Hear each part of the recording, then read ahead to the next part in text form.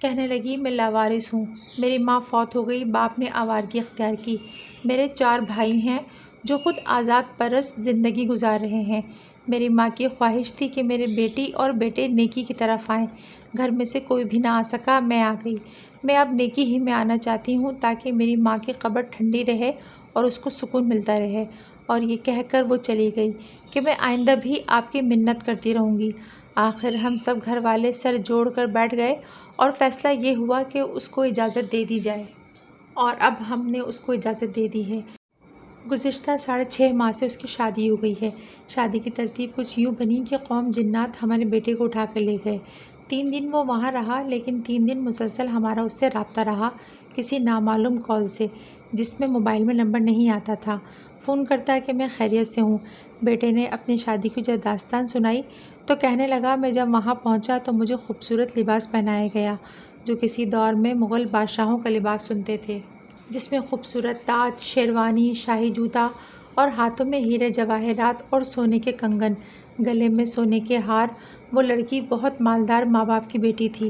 باپ نے تو اپنا مال ضائع کیا، لیکن ماں نے اس کا مال، اپنا سارا ورثہ اس کو دیا اور اس نے سنبھال کر رکھا ہوا تھا، اور کہا کہ بہت بڑے عالم جنات اس میں موجود تھے، بڑے بڑے ولی۔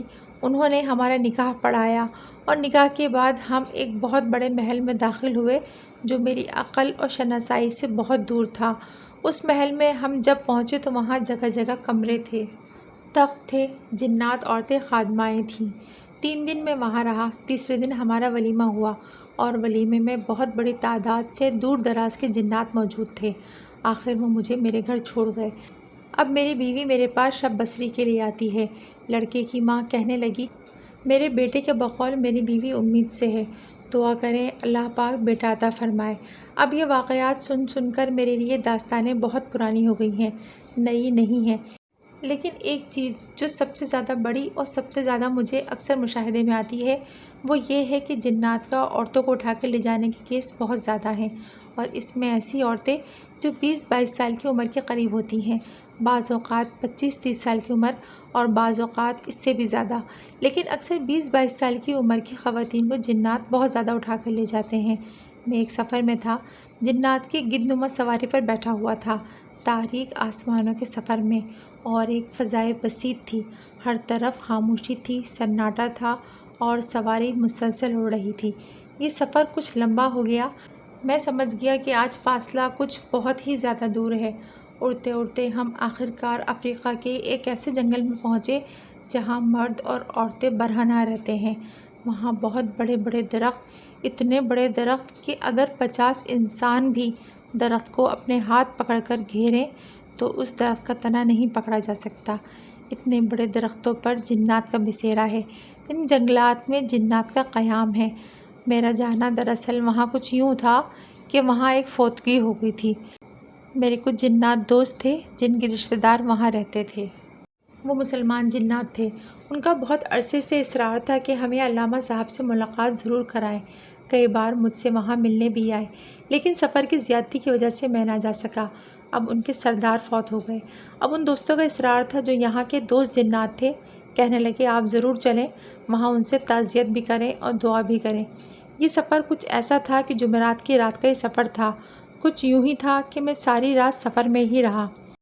بہت دیر کے سفر کے بعد وہاں پہنچے۔ وہاں بہت بڑے بڑے جنات انتظار میں تھے، تکیے لگے ہوئے تھے، قالین بچھے ہوئے تھے، ہر طرف چہل پہل تھی، لیکن افسردگی تھی۔ وہ سردار جو فوت ہوئے تھے ان کے بقول 150 سال تک دن میں روزہ رکھا اور کبھی بھی ان کا ایک روزہ نہیں چکا۔ عمر تو ان کی بہت لمبی تھی، لیکن 150 سال صرف روزہ رکھا اور دن رات میں ایک قرآن پڑھ لیتے تھے، اور لاکھوں قرآن انہوں نے اب تک پڑھے۔ اور جب ان کی زندگی کا آخری وقت آیا تو ان کے بیٹے نے مجھے بتایا، کہنے لگے کہ میرے والد نے مجھے قریب بلایا، کہنے لگے بیٹا میں نے ساری زندگی بڑے بڑے علماء محدثین کی خدمت کی ہے۔ ان کی خدمت سے میں نے ایک راز اور موتی پایا، اس راز کو سدا سنبھال کر رکھنا اور کبھی بھی اس راز کو ضائع نہ کرنا، اور تجھے جب بھی کوئی مشکل اور پریشانی آئے اور جب کوئی حاجت ہو، اس کا تعلق زمین والوں سے ہو یا آسمان والوں سے، اس راز کو پڑھنا، تجھے 100% مطلوب ملے گا۔ بیٹا کہنے لگا۔ میرے آنسو ٹپک رہے تھے اور میں والد کی کمزور آواز میں وہ راز اور نصیحت سن رہا تھا۔ پھر میرے والد نے میرا ہاتھ پکڑا اور چوما اور کہنے لگے، دیکھ بیٹا، ہر وقت باوضو رہے گا، تجھے کبھی بھی مقدر کے دھکے نہیں لگیں گے۔ رزق میں برکت، صحت میں برکت، عزت و جاہت، شان و شوکت تجھے ڈھونڈے گی، تو اس کو نہیں ڈھونڈے گا۔ تیری زندگی راحت و برکت کا ذریعہ رہے گی۔ ہمیشہ زندگی میں سلام کرتے رہنا، سلامتی تیرے چاروں طرف رہے گی۔ اور جو راز میں تجھے دینا چاہتا ہوں وہ راز یہ ہے کہ 2 رکعت نماز نفل حاجت کی نیت سے پڑھ، اور اس میں ثنا کے بعد سورہ فاتحہ شروع کر۔ جب ایاک نعبد و ایاک نستعین پر پہنچ تو اس کو بار بار دہرا، اور اتنا دہرا کہ 300، 400، 2000، 3000 کی تعداد میں اس کو دہرا۔ اگر تو کھڑا ہو کر نفل پڑھ لے تو سعادت، اگر کھڑا نہیں ہو سکتا تو بیٹھ کر پڑھ لے۔